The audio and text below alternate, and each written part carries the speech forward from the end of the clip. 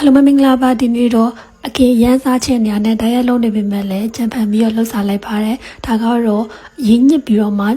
စိတ်ထားတဲ့အသားတူလေးကိုလော်လိုက်တာပေါ့နော်အရင်ဆုံးကာလာလေးပြောင်းသွားပြီးတော့မှဒီလိုလေးဖြစ်လာတဲ့အထိလော်လိုက်တယ်ပြီးမှပဲกินမယ်ပေါ့နော်ဘာလို့နည်းနည်းလေးကျွတ်ချင်လို့ပါဒါကတော့ဒီနေ့กินတဲ့ဟာလေးပေါ့နော်ဒါရက်လုံးနေတဲ့ကာလာဆိုတော့အရင်ကြီးလေးစားလို့မရဘူးပေါ့နော်စားလို့ရလေးပဲစားပါတယ်အာလူကိုပြုတ်ပြီးတော့စိတ်ထားတယ်ကျုပ်ပြုတ်ပါမယ်ဒါကတော့ငဆုပ်လုံးလေးကိုချမ်းပြီးတော့မှဒုတ်လေးထိုးထားတယ်ပြီးတော့အသားတူခဏလော်ထားတာလေးရဲ့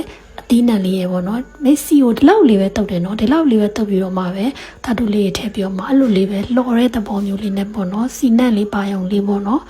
အရင်စားချင်တော့လည်းမတက်နိုင်ဘူးအဲ့လိုပဲကြံဖန်ပြီးတော့လုပ်ရအောင်ပေါ့ရှင်ဒါကတော့ပစုံအသားလေးကိုတောက်ပြီးတော့မှဂျင်းကျွတ်တွင်ပြူထောင်နဲ့အရသာလေးထည့်ထားတာပေါ့နော်ပစုံအသားလေးပါပဲအဲ့ဒါကိုဒီလိုမျိုးလေးပဲနေပြီးတော့กินလိုက်တယ်ပေါ့နော်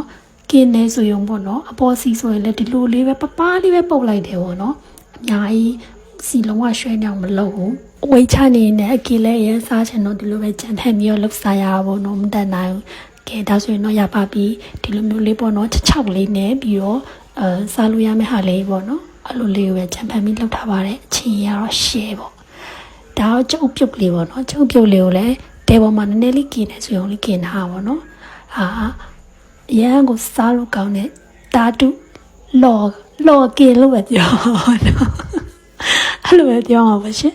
ရှယ်ပဲအရင်စားလို့ကောင်းတယ်ပြီးပြီဆိုလို့ရှိရင်အာလူးလေးလည်းအရင်ကောင်းတယ်ပြီးတော့ဒါကက်လန်ရွက်ပေါ့နော်ကက်လန်ရွက်ကိုလည်းရင်းနှီးလေးဖြောထားတယ်ရင်းနှီးလေးဖြောထားတဲ့ဟာလေးကိုပဲထဲပေါ်မှာအဲ့လို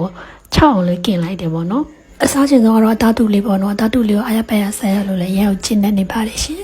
ဒါတော့ငဆုပ်လုံးกินလေးပေါ့ကဲဆက်ဆက်လိုက်ပါအောင်မယ်နော်ရင်းနှီးချမ်းလေးတောက်ပြီးတော့ဆက်ဆက်လိုက်ပါအောင်မယ်ရှင်အလုံးမဲ့နောက်ဗီဒီယိုလေးမှာပြန်တွေ့ပါမယ်နော်တတာ